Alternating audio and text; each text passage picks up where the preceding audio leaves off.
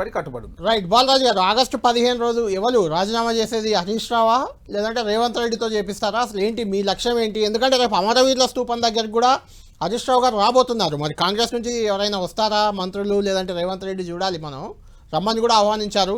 ఏంటి రాజీనామా చేసేది ఎవరు? ముందుగా కళ్యాణ్ గారు, అది మీకు టెన్ టీవీ ప్రేక్షకులకి, యాజమాన్యానికి, అదేవిధంగా ప్యానెల్ పెద్దలు, Congress party general secretary Charan Kaushik Yadav గారికి నమస్కారం. ప్రధానంగా ఒక్కటిసారి ఇలా రాజీనామా అనేది హరీష్ రావు గారి యొక్క సవాలుకు రాజీనామా చేస్తారా, లేకపోతే కాంగ్రెస్ పార్టీ అంతర్గత కుమ్ములాటలతోటి రేవంత్ రెడ్డి రాజీనామా చేస్తారా అనేది భవిష్యత్తు తేలబోతా ఉంది. ఎందుకంటే అది రేవంత్ రెడ్డి గారికి ఆల్రెడీ తెలిసిపోయింది, నేను ఇక ఆగస్టు 15 దాకా సీఎం ఉండే పరిస్థితి లేదు. ఒకవైపు మహబూబ్నగర్ ఓడిపోతా ఉన్నాం, ఒకవైపు మల్కాజ్గిరి సిట్టింగ్ ఎంపీ ఓడిపోతా ఉన్నాం. ఇలా రాష్ట్రంలో సర్వేలు చూస్తే, సునీల్ కన్గోలు సర్వేలు చూస్తే ఇలా కనీసం 2 నుంచి 4 స్థానాలు వచ్చే కాంగ్రెస్ పార్టీకి పరిస్థితి లేదు. కాబట్టి కనీసం ఇక సవాలు విస్తృతైన ఆ రకంగా రాజీనామా చేద్దామనే ఆలోచనకు రేవంత్ రెడ్డి వచ్చినట్టుగా భావిస్తా ఉన్నాం. 100కు 100% మా పార్టీ నేత మాజీ మంత్రి హరీష్ రావు గారు ఇచ్చిన సవాల్ని ఇలా కాంగ్రెస్ పార్టీ స్వీకరిస్తుందో స్వీకరించలేదో టెన్ టీవీ డిబేట్ ద్వారా చెప్పాల్సిన అవసరం ఉంది. ఇలా మేము అడుగుతా ఉన్నాం సార్, డిసెంబర్ 9, 2023 మీ సోనియా గాంధీ జన్మదినం రోజు చేస్తున్న రుణమాఫీ ఏమైంది అనేది ఇలా మేము ప్రశ్నిస్తా ఉన్నాం. మరి రుణమాఫీ ఆ రోజు చేయలేరు. తర్వాత ఏం చెప్పారు రేవంత్ రెడ్డి గారు? సంక్రాంతి లోపల చేస్తామన్నారు. తర్వాత అడిగితే ఏమన్నారు? జనవరి 31 అన్నారు. తర్వాత కొడంగల్లో ఏమన్నారు? మార్చి 15 అన్నారు. మార్చి 15 పోయి ఇవాళ ఆగస్టు 15 వరకు వచ్చింది ఇవాళ రుణమాఫీ సంగతి. ఇవాళ రైతులు రుణాలు లేక ఇబ్బంది పడతా ఉన్నారు, రుణాలు తీసుకోలేక, రెన్యువల్ చేయలేక ఇబ్బంది పడతా ఉన్నారు. బ్యాంకు వాళ్ళు వచ్చి తాళాలు వేస్తా ఉన్నారు. నిన్న మా కేసీఆర్ గారి పర్యటనలో మరి ఆర్జాల బావి దగ్గర, వారి ఇప్పుడు చరణ్ కౌశిక్ గారి సొంత మండలం అది, ఆర్జాల బావి దగ్గర ఇలా పెద్ద ఎత్తున రైతు కొనుగోలు కేంద్రాల నుంచి వచ్చిన రైతు కొనుగోలు దగ్గర రైతులు, అయ్యా మా ధాన్యం కొంటలేరు, అకాల వర్షాలు వచ్చి మా ధాన్యం నష్టపోతా ఉందని చెప్పేసి కేసీఆర్ గారి దగ్గర కన్నీరు ముర్రనేటువంటి సందర్భం చూస్తే ఏడుపు వస్తుందండి. రైతుల కన్నీరు చూస్తే ఇలా ఇది కాంగ్రెస్ పార్టీ పాలనలో రైతుల దుస్థితి. ఇది 100కు 100% హరీష్ రావు గారు అన్నట్టు మీరు 6 గ్యారంటీలు ఇచ్చారు సార్. మీరు సీనియర్ జర్నలిస్టు కళ్యాణ్ గారు, మీరు కూడా గమనించాలి. 6 గ్యారంటీలో గత ఏం చెప్పారు సార్? రైతు బంధు సంబంధించి చెప్పారు సార్, రైతు బంధు విడుదల చేస్తామని. రైతు బంధు వచ్చిందా సార్? రైతు ఎకరానికి కౌలు రైతులకి 15,000 ఇస్తామన్నారు సార్, వచ్చిందా సార్? వ్యవసాయ కూలీల నోట్లో మట్టి కొట్టని చెప్పారు సార్, 12,000 వచ్చిందా సార్? వరి పంటకు బోనస్ సార్, ఇలా బోనస్ 500 ఇస్తామన్నారు సార్. మరి డిసెంబర్ అయిపోయా, ఒక కారు అయిపోయింది, మళ్ళీ ఒక పంట కూడా అయిపోయే పరిస్థితి. మరి బోనస్ ఎప్పుడు ఇస్తారో చెప్పమని మా పార్టీ నాయకుడు హరీష్ రావు అడిగారు. అది తప్ప సార్? మీరు అమలు చేస్తారా చేయరా? రాజీనామా సిద్ధమవుతారని చెప్పేసి సవాల్ విసిరుడు, సవాల్ కూడా స్వీకరించేటువంటి పరిస్థితి లేదు. కనీసం కళ్యాణ్ గారు, కనీసం వీళ్ళు ఎందుకు వస్తలేని అమరవీరుల స్తూపం దగ్గరకు వచ్చేటువంటి అవకాశం కాంగ్రెస్ పార్టీకి లేదు. ఎందుకంటే వారు ప్రమాణ స్వీకారం చేసిన రోజే కనీసం జై తెలంగాణ అనే పదం అనలేడు. అమరవీరుల స్తూపం దగ్గరకు వచ్చి నివాళులు అర్పించలేదు.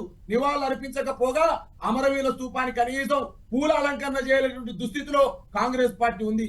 ఏం చెప్పారా కళ్యాణ్ గారు? నిన్నగాక మొన్న అంబేద్కర్ జయంతి జరిగితే 125 అడుగుల విగ్రహం సంబంధించి కేసీఆర్ గారు పెడితే కేసీఆర్ గారికి ఎక్కడ పేరు వస్తుందని చెప్పేసి అంబేద్కర్ విగ్రహాన్ని పూలాలంకరణ చేయలేదు. కనీసం ఒక అధికారిని పంపో, మంత్రిని పంపో, పూలమాల వేసి నివాళులు అర్పించే దుస్థితిలో కాంగ్రెస్ పార్టీ ఉంది. కాంగ్రెస్ పార్టీ ఇలా 100కు 100% టెన్ టీవీ ద్వారా చెప్తా ఉన్నా, పదవి కాపాడు కోసమే రేవంత్ రెడ్డి ప్రయత్నాలు.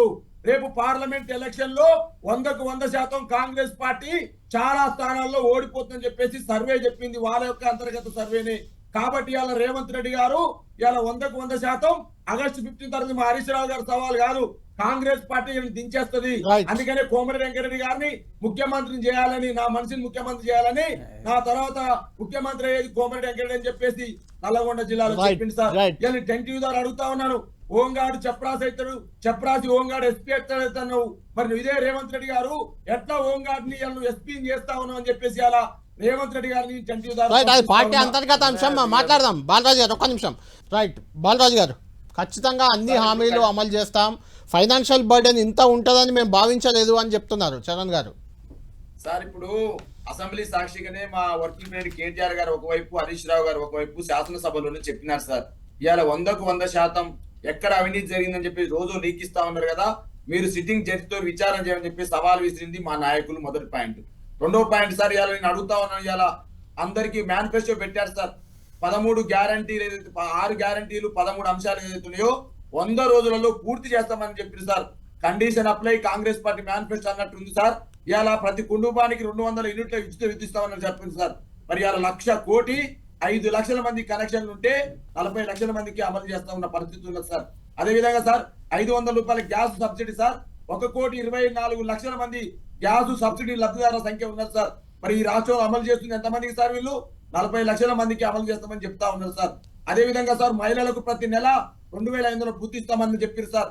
అదే విధంగా ప్రతి ఒక్క ఉద్యమకారుడికి 250 గజాల స్థలం ఇస్తామని చెప్పారు సార్. అదే విధంగా ఇదే విధంగా మరి ఇంటి స్థలం 5 లక్షల రూపాయలు ఇస్తామని చెప్పారు సార్.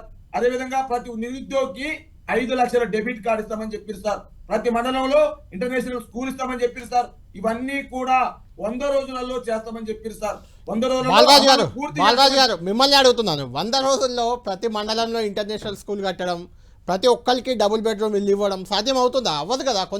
కొన్ని అంశాలు కొంత టైం పడుతుంది ఖచ్చితంగా సార్. ఇప్పుడు ఆ రోజు టైం పడుతుందని చెప్పలేదు సార్. వాళ్ళు చెప్పినా చెప్పకపోయినా బాలరాజు గారు, వాళ్ళు చెప్పినా చెప్పకపోయినా రాత్రికి రాత్రి బిల్డింగ్లు కట్టడం సాధ్యమయ్యే పని కాదు కదా.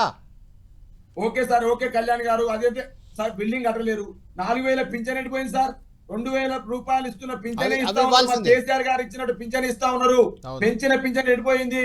ముసలమ్మకు ముసలయ్య కేసీఆర్ పంచాయతీ పెట్టిండు, ఇంట్లో ఒకటే ఇస్తామని చెప్పారు కదా. మరి ఇద్దరికి ముసలయ్యకు ముసలమ్మకి ఎందుకు 4,000 పింఛన్ ఇస్తలేమని చెప్పేసి అలా ప్రశ్నించడం మా తప్ప? అదే అడగచ్చు మీరు. రైట్, వాళ్ళకు గొర్రెలు కూడా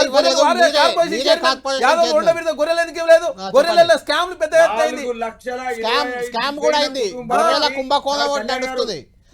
బీహార్లో గడ్డి కుంభకోణంలా బాలరాజు గారు, బీహార్లో గడ్డి కుంభకోణం లాగా తెలంగాణలో గొర్రెల కుంభకోణం జరిగింది. దానికి మీరు కార్పొరేషన్ చైర్మన్ గా ఉన్నారు. కళ్యాణ్ గారు ఒక్క వెహికల్ మీద, ఒక్క వాహనం, ఒక ద్విచక్ర వాహనం మీద 120 గొర్రెలు తీసుకెళ్లారట ఒకటేసారి. సార్ ఇప్పుడు అవాస్తవాల్ని ప్రచారం చేయడం కాంగ్రెస్ పార్టీ ప్రచారస్తంగా మారింది. ఇలా మేము సవాల్ ఇస్తున్నా ఉన్నాం 10 టీవీ ద్వారా. ఎక్కడ అవినీతి జరిగిందో నిరూపించు. కేసీఆర్ ప్రభుత్వంలో జరిగింది, పేద ప్రజలకు న్యాయం జరిగింది, అవినీతి కాదని చెప్పి స్పష్టంగా చెప్తా ఉన్నా.